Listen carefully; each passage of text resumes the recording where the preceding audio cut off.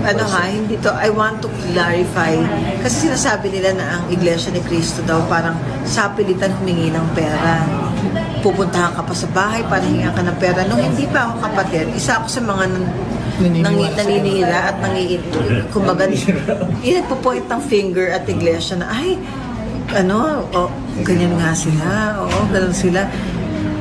When I was so ignorant, I did not know anybody from Iglesia for me to say that. I was so self-righteous. Pero ngayon na nasa loob na po ako ng Iglesia ni Cristo, I can honestly tell you, walang ganon. Walang pupunta sa bahay mo para singilin ka pag hindi ka nakapagbigay ng tithing. Nasa ano mo yan, nasa puso mo yun kung ano yung dinidikta ng puso mo. Pero nasabi ko lang to kasi tinanong ni June kung saan ko nilagay, how I budget my money. Kung pagkuha nung check, tapos 10% doon sa iglesia. No, not necessarily 10%. Kung ano yung gusto ng... No, not necessarily. Kung ano yung gusto ng heart mong ibigay. Kung ano yung kaya mo lang na ibigay. Kahit pa siguro piso lang yun. Kung yun lang ang gusto ng puso mo at yun ang kaya mo.